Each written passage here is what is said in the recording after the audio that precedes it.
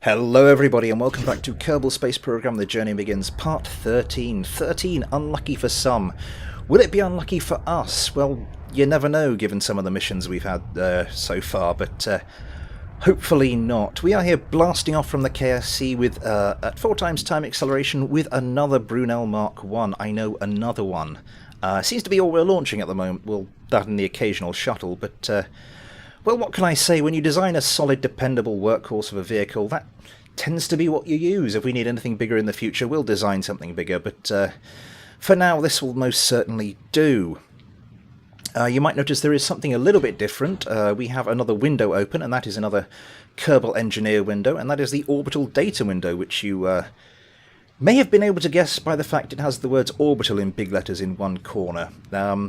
And that is going to show us our orbital data. I'm not doing well at this today. Anyway, that's going to be crucial later on in the mission, but we're getting ahead of ourselves. Our crew for today, Valentina Kerman is straight back in the command seat after her shuttle mission last time out, and she is joined by Bill Kerman in engineering, and in the science seat, who else but Johnny Kerman. Now, there's a name you could use to chisel granite. We deploy our fairing here, and we can see our payload. Some of you might be able to guess what that is, especially given the content of recent missions, but for the rest of you, well, all will be revealed soon. Anyway, we get to doing the dance we've done many, many times, and come in to dock with our payload here. Just gently, carefully, gingerly approaching it. I don't do this quite as perfectly as I like. I think I come in at a slight angle, but all's well in the end. We managed to dock, pull our payload away, get ourselves turned round, get rid of that decoupler fairing around our engine, and then it's just a case of time accelerating forward to our apoapsis so we can circularize our orbit. And, well, as we do that, I think it's time we step things down to normal speed and go to live commentary instead. Right, so first things first, we are taking our little payload here to Minmus, so let's get going with planning our maneuvers for that. Where are you? Right there. And we are going to want to do a plane change. And what is our little payload, you might ask? Well, I think some of you will probably have been able to guess by now. This is a little relay satellite network. I had a look in the tech tree, and there's more experiments down the line, which mean we're probably going to want to do a similar science sweep that we did a couple of episodes ago with these new experiments on the moon and on Minmus, and that's probably going to involve unmanned craft. So I just wanted to make sure there was no repeat of the previous kerfuffle we had last time with sort of our line of sight issues. So we are going to put a relay network around both the moon and Minmus. We're just doing Minmus today. I am probably going to want to get us pointing towards the maneuver node sooner or later, and although it's too late now, I will probably want to extend my solar panels just for when we do come round. So yes, we are going to go and put a little relay network in orbit around Minmus. That way, if we want to do sort of more unmanned stuff there, it's going to be a lot easier to do so. See if we can get a look at these. So it's just three of the. It's difficult with the camera angle. We have 3 of these little relay communication satellites attached to this this assembly. And for those of you wondering, sort of, couldn't you have done something that looks a little prettier? Well, the answer is, you know, I did try. Perfect. And now we need to start planning our actual maneuver. Where are you, Minmus? There you are. I did try. I faffed about for a little while trying to get something that looked half decent, but yeah, in the end it was just do something that will reasonably fit inside a fairing. I've done something else there. I clicked the mouse wheel whilst I was over the normal node, so I'll need to redo that. Bit too far there. Yeah, I was faffing about for a little while, and then I came to the conclusion that without spending ages on it or doing something quite convoluted, this was probably the best way. It's the simplest way, and well, the simplest way is often the best. We can bring that right down a bit further. Make sure we've got the... What's our periapsis there? I don't know, because this is in the way. About 800,000. Yeah, we can fine-tune that as we're burning. So let's get going around there and do our burn. Cannot warp faster than 50 times. So at a snail's pace it is. Yeah, it's odd, just as I was sort of planning this video, I saw Scott Manley produced a video on the Iridium communication satellite network, so that was a piece of timing, I thought. It's a very good video if you want to go watch it. It talks about iridium flares, or the bright sort of massive increases of brightness you see in some satellites as they're passing over, mainly those belong to the Iridium network of satellites. This is going to take 95 seconds, so I'm going to burn on about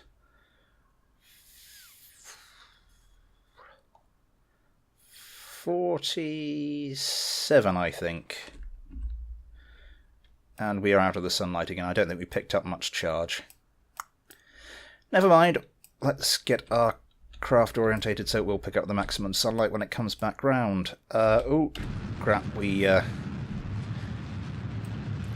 went a bit further than I meant to. So that's going to take us about a minute and a half. Yeah, so just as I was planning, this sort of that video came out, well worth a watch, as I said. Yeah, that if you're watching it, you know, that was as you're watching this, that would have been about a week and a half ago, because I do these a week in advance, particularly in the moment, because well, as you're watching this, I'll be sat on my arse in Spain in the sunshine. Which is where doing these a week in advance really does pay dividends, and my other half won't get angry at me for trying to do YouTube videos whilst we're on our holiday. How are we doing? 45 seconds left. Still going quite well. Our Delta V there doesn't include the fuel in this tank. That's the other part of our little assembly here, some extra fuel, just to make sure we can get there, do our relevant manoeuvres, and get back. Yep, so that's still full. So once we've done this burn, probably, I will transfer our fuel. I'm not sure if we'll have an opportunity to ditch this like we did with our last... the last time we took an extra fuel tank off with us to Minmus. But we should have more than enough fuel, we should have more than enough Delta V. I put ridiculous safety margins in my missions, so I can't imagine we'll come into too many problems. How are we doing there? So we just need to carry on thrusting. Let's see what we do here. Kerbal periaps, let's bring that down. Let's bring that down to about 1 million meters.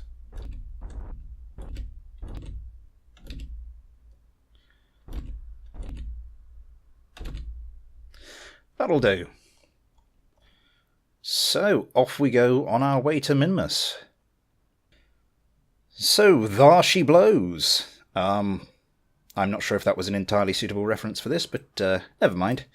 Let's have a closer look at our little payload here. So, we have these 3 satellites, very simple design, probe core, relay antenna, 2 of these normal antennas, just so there's one other side and it's symmetrical because, well, it's me designing these things, and of course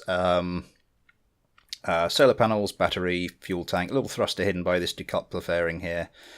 They've each got a delta V of, I think it's about 1,000 meters per second, more than enough for any of the maneuvering they're going to be able to do. So yeah, hopefully we will have ourselves a decent little satellite network in orbit around Minmus that will allow us to do any future unmanned missions without any problem. I'm just going to lift that periapsis up slightly, just to get it closer to the nice round 1,000,000 meters, and then I am going to turn us around like that, and I suppose it's time to start looking at getting our orbit circularized. So time accelerate round, an hour and a half, an hour, 30 minutes. Keep going, 3 minutes, 2 minutes, 1 minute. There we go, let's start thrusting quite aggressively. That's a bit too aggressively. Yeah, so part one of getting our sort of satellite network in orbit is going to be to get our orbit circularized. It doesn't have to be that perfect, but it's me doing it, so I'm going to try and get it pretty circular. Now we can thrust more aggressively. We need to bring our speed right down, because yeah, this far out the velocity, the orbital velocity this far out is not very much at all. Let's bring this down. Down, down, down, down, down. That'll do us. So that is part one complete. Now part two is to release our first satellite. So we're going to get ourselves pointing prograde. This first satellite is going to sort of serve as a bit of a marker, and it's the orbital characteristics of this first satellite that we're going to try and mimic in our next satellites, if that makes sense. So let's decouple you, switch to you, let's get your solar panels extended.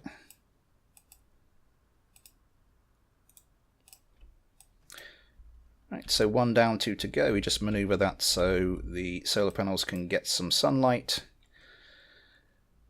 And that satellite is done. We don't need to do anything to that one. What we do want to do is look at its orbital period, because we want to put ourselves onto a different orbit here with our Brunel orbiter.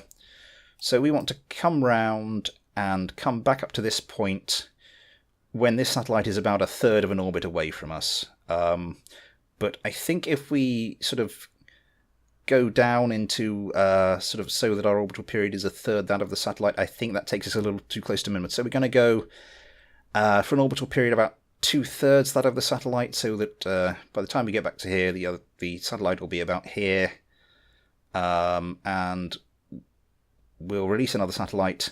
We'll do the same thing, so and by the time we get up to here again, the other two satellites should be here, and when we release this satellite, they should be about 1/3 apart. So this satellite has an orbital period of 8 days, 5 minutes, and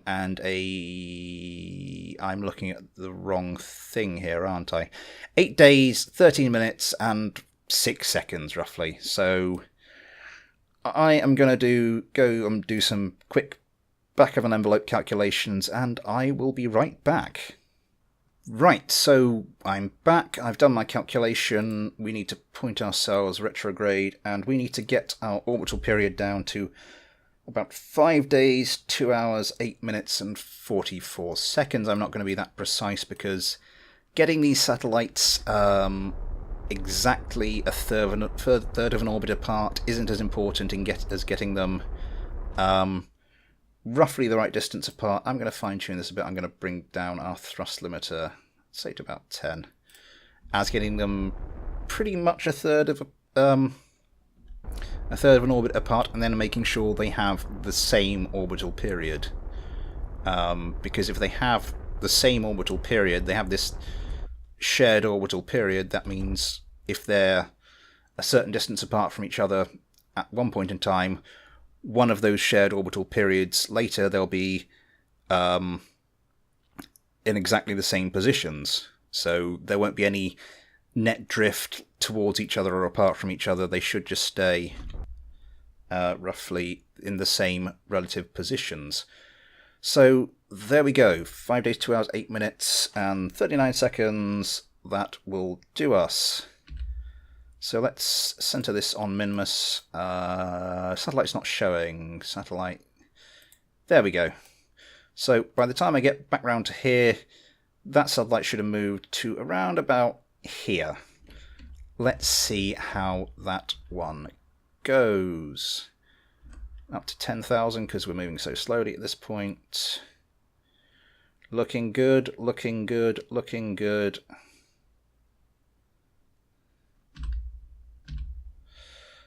Yeah, so that's going to be about... I need to time accelerate a bit further. An hour, 30 minutes.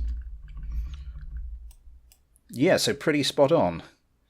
So now we need to get ready to release our next satellite. So for that, we are going to be wanting to point prograde again. There we go.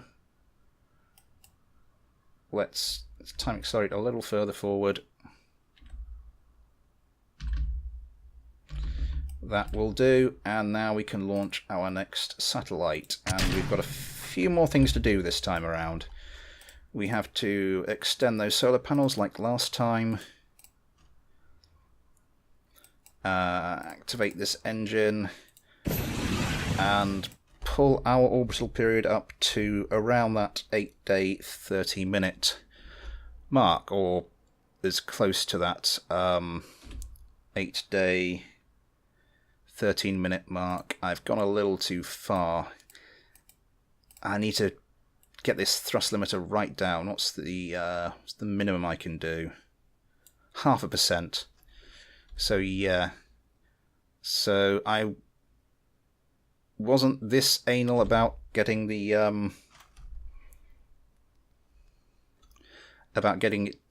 like a third apart, but the orbital period is the main thing. So I want to get that down to 8 days 13 minutes. Yeah, the thought occurs, if I wanted a mission to avoid the whole OCD kicking in, I really did choose the wrong one.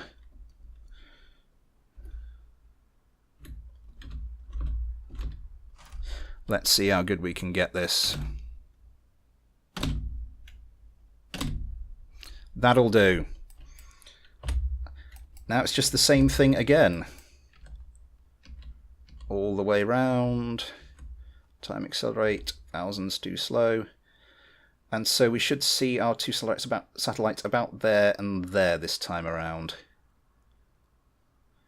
That's looking good. Let's center it on Mimus. And let's time accelerate forward again. Time to apoapsis. 2 hours. 1 hour.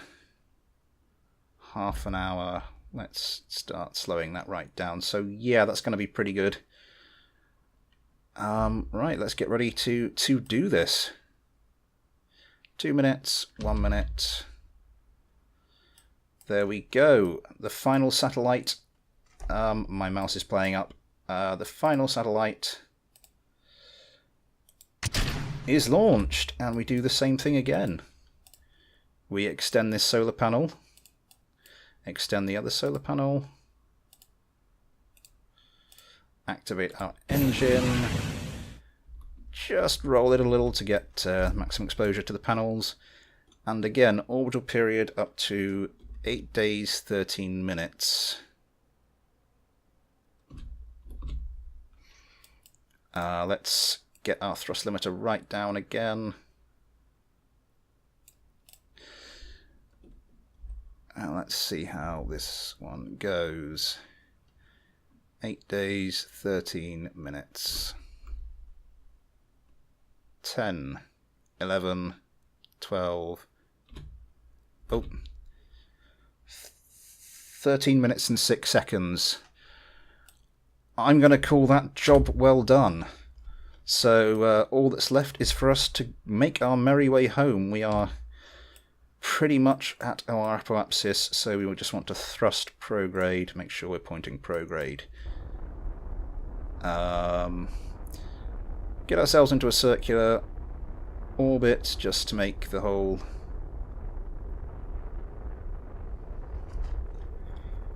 manoeuvre home a bit easier to plan because I'm not sure where I'll be burning. That'll do. It doesn't have to be that exact on this one. Now, if I was if I was sort of on a return trajectory type orbit, I'd be orbiting that way around, and I just come around here and I thrust there. If you're doing this way round, you sort of need to thrust on the opposite side of the orbit, sort of to take you off in that direction. So we want to set our maneuver node about there, I think. Oh, little too much there. I think we need to bring this back a bit. Perhaps it's 20 million. Down, down, down, down, down. What are you there? Little encounter with the moon there. If we were to just skip off the atmosphere, but I don't think we're even close to the atmosphere by the time we get that, in order to get that encounter. 1 million. Further down. 500,000. 250,000. I think that basically that's the right point to thrust. I'll just fine tune it by eye, just so we know what to expect. A thought does occur. A further thought occurs. I haven't transferred that fuel, which I meant to do. Yeah, this is going to be a very short burn. If I don't transfer that fuel across. So yeah, let's get that done. Yeah, so this mission has gone very well. Managed to get them into those 3 satellites into almost exactly the same orbital periods, which, as I said, for to put up a satellite network of this type, that's the main thing.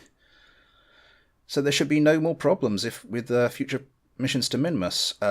Probably want to do the same thing around the moon, but well, that's kind of for another day, isn't it? Let's start accelerating forwards a little bit. Oh my word, we are going slowly, aren't we? It's an hour away. It says 3 minutes, 3 seconds burn. That sounds like a lot. I've got better burn times installed, as I mentioned in the last episode, so hopefully it's roughly correct. Let's see. Oh, it is correct, because there we go. 18 seconds, that's a bit better. Let's get rid of you now. Let's just point prograde. And just watch as our periapsis drops to something a bit more usable. Or useful, I should say. 12 million, 8 million, let's up that thrust. 5, 4, there goes our moon encounter. 2, 1. Just fine tune it down to, what do I normally do, about 25,000 coming back from Minmus, I think. That'll do us. And so, with our little, is that one of our satellites? Yes, with our satellites in orbit, it's time for us to head home. And this video's gone on a lot longer than I planned it to, so we are going to recap the hell out of this journey home. Same stuff as usual, nothing out of the ordinary happens, everything goes to plan. In fact, I played through the actual re-entry part at about 4 times time acceleration, so you're seeing it here at, 16 times? And I don't think you can get more concise than that for re-entry. So that's it for today, everybody. I hope you've enjoyed it. So thanks for watching, take care, and I'll see you next time.